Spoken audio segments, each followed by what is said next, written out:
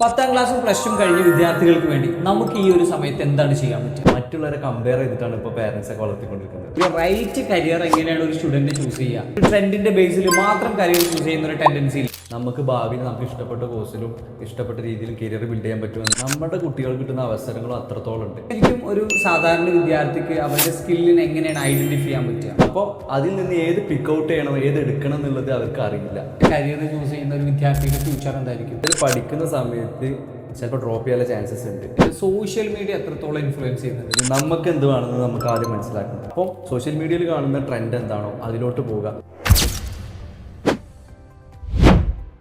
ശരിക്കും ഇന്ന് വിദ്യാർത്ഥികൾക്ക് ഒരുപാട് കരിയർ ഓപ്ഷൻസുകളുണ്ട്, ഒരുപാട് കോഴ്സുകളുണ്ട്, ഇതിനെക്കുറിച്ചൊക്കെ അവർക്ക് അറിയാം.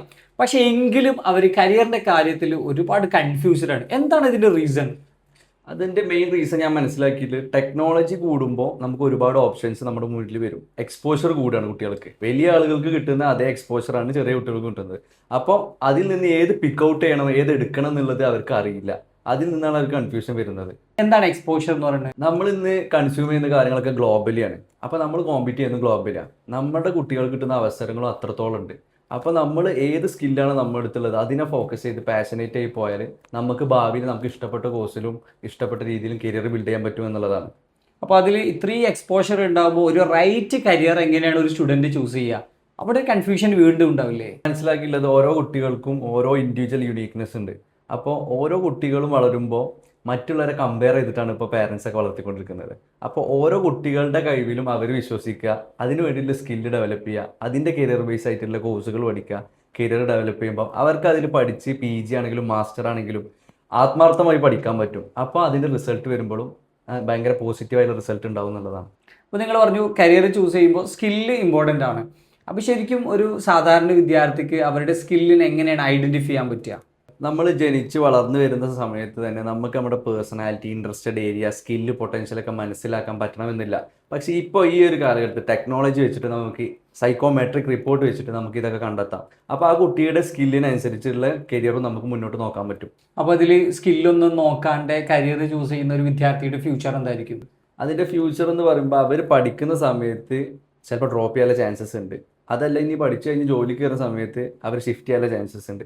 ഇനി അവർ ജോലി ചെയ്യുകയാണെങ്കിൽ തന്നെ അതിൽ അവർ സാറ്റിസ്ഫൈഡ് ആവണം എന്നില്ല. അപ്പോൾ നമ്മുടെ സ്കില്ലിനെ കുറിച്ച് കൂടുതൽ പറഞ്ഞു, ഒരു കരിയർ ചൂസ് ചെയ്യുമ്പോൾ സ്കില്ല് വേണം എന്നൊക്കെ പറഞ്ഞു. പക്ഷെ എന്നിട്ട് ഈ കാലത്ത് പാരൻസ് ആണെങ്കിലും വിദ്യാർത്ഥികളാണെങ്കിലും കൂടുതലും കരിയർ ചൂസ് ചെയ്യുമ്പോൾ ഒരു ട്രെൻഡിന്റെ ബേസിൽ മാത്രം കരിയർ ചൂസ് ചെയ്യുന്ന ഒരു ടെൻഡൻസി ഇല്ല. അത് അവരുടെ അയൽവാസി അല്ലെങ്കിൽ റിലേറ്റീവ്സ്, ഫ്രണ്ട്സ് എടുക്കുന്ന കോഴ്സിനനുസരിച്ചിട്ട് പോവാണ്. അവരെ കമ്പയർ ചെയ്തിട്ടാണ് പോകുന്നത്. ഒരു കുട്ടീനെ മനസ്സിലാക്കി ആ കുട്ടിക്ക് വേണ്ടിയിട്ടുള്ളത് നമ്മൾ ഡെവലപ്പ് ചെയ്യാൻ ഇന്ന് സിസ്റ്റംസ് അവൈലബിൾ ആണ്. പക്ഷെ ആരും അത് പ്രൊസീജിയേഴ്സ് നോക്കുന്നില്ല എന്നുള്ളതാണ്. നമുക്ക് ചെയ്യാൻ പറ്റുന്നത് എന്താ വെച്ചാൽ, ഒരു കുട്ടി നമ്മുടെ അടുത്തേക്ക് വരുമ്പോൾ ആ കുട്ടി ജനിച്ച് വളർന്നു വന്ന സാഹചര്യത്തിൽ നിന്ന് ആ കുട്ടിക്കുള്ളൊരു പേഴ്സണാലിറ്റി അല്ലെങ്കിൽ character, interested area, skill, potential നമുക്ക് സയൻറ്റിഫിക്കലി റിപ്പോർട്ട് ഉണ്ടാക്കി മനസ്സിലാക്കാൻ പറ്റും. അപ്പോൾ ആ കുട്ടിയുടെ ഇൻട്രസ്റ്റഡ് ഏരിയ മനസ്സിലാക്കി അതിനനുസരിച്ചുള്ള കരിയർ നെക്സ്റ്റ് ഫ്യൂച്ചറിലോട്ട് നമുക്ക് റോഡ് മാപ്പ് ചെയ്ത് കൊടുക്കാനും പറ്റും എന്നുള്ളതാണ്. കരിയർ സെലക്ഷനുമായി റിലേറ്റ് ചെയ്ത കാര്യങ്ങളാണ് പറഞ്ഞത്. അപ്പോൾ കരിയർ സെലക്ട് ചെയ്യുന്ന സമയത്ത് സോഷ്യൽ മീഡിയ എത്രത്തോളം ഇൻഫ്ലുവൻസ് ചെയ്യുന്നുണ്ട്? നമ്മളെ പണ്ടത്തെ കാലം പോലെയല്ല ഇപ്പോൾ ഉള്ളത്. നമ്മൾ യൂസ് ചെയ്യുന്ന കോണ്ടന്റ്സ് തന്നെ ഇവർക്കും അവൈലബിൾ ആണ്. അപ്പോൾ ഇവർ ഇത് കണ്ടിട്ട് ഇൻഫ്ലുവൻസ്ഡ് ആയിട്ട് അവർക്ക് ശരിക്കും വേണ്ടത് എന്താണെന്ന് മനസ്സിലാക്കാതെ മറ്റുള്ളവരായിട്ട് കമ്പയർ ചെയ്തിട്ട് അതിലോട്ടാണ് പോകുന്നത്. അപ്പം സോഷ്യൽ മീഡിയയിൽ കാണുന്ന ട്രെൻഡ് എന്താണോ അതിലോട്ട് പോവുക. പക്ഷെ പിന്നീട് 2-3 വർഷം കഴിഞ്ഞിട്ടായിരിക്കും അവർ മനസ്സിലാക്കുക ഇത് അവർക്കുള്ള വഴിയല്ല എന്നുള്ളത്. അപ്പോൾ അങ്ങനെയാണ് ഒരു 10ാം ക്ലാസ്സും പ്ലസ് ടു ഒക്കെ കഴിഞ്ഞിട്ടുള്ള വിദ്യാർത്ഥിക്ക് എങ്ങനെയാണ് ഒരു കരിയർ ക്ലാരിറ്റിയിൽ എത്താൻ പറ്റുക? കരിയർ ക്ലാരിറ്റി ഉണ്ടാക്കണമെങ്കിൽ നമുക്ക് എന്തുവാണെന്ന് നമുക്ക് ആദ്യം മനസ്സിലാക്കണം. അതിന് നമുക്ക് ഇപ്പോൾ കരിയർ ബിൽഡ് ചെയ്യുന്ന ആളുകൾക്ക് ഫസ്റ്റ് പ്രയോറിറ്റി എൻ്റെ സ്കില്ലാണ് അല്ലെങ്കിൽ ക്വാളിറ്റിയാണ് EQ, ഇമോഷണൽ ഇൻ്റലിജൻസ്. ഈ ഇമോഷണൽ ഇൻ്റലിജൻസിൽ നമ്മൾ self awareness, self regulation, self management, complication ആകുന്നില്ല. നമുക്ക് നമ്മളെ കുറിച്ച് 100% അറിയുക എന്നുള്ളതാണ് ചെയ്യേണ്ടത്. അതറിയില്ലെങ്കിൽ അങ്ങനത്തെ രീതിയിലുള്ള കൺസൾട്ടിങ്ങോ അല്ലെങ്കിൽ നമ്മൾ കോച്ചസിനെ പോയി കണ്ട് അത് മനസ്സിലാക്കുക എന്നുള്ളതാണ്. അപ്പോൾ നമുക്ക് പ്രോപ്പറായിട്ടുള്ള കരിയറും കിട്ടും. അതിലൂടെ നമുക്ക് ഈസി ആയിട്ട് ബിൽഡ് ചെയ്യാനും പറ്റും. അപ്പോൾ ശരിക്കും ഈ ഒരു കാലത്ത് മെന്റേഴ്സിനും കരിയർ കോച്ചസിനും ഒക്കെ ഉള്ള ഒരു ഇൻവോൾവ്മെന്റ് എന്താണ്? നമുക്ക് കൊറോണൻ്റെ മുമ്പും ശേഷം എടുക്കാം. മുമ്പ് നമുക്ക് കുട്ടികൾക്ക് ഉണ്ടായിരുന്ന അവസരമല്ല ഇപ്പോൾ ഉള്ളത്.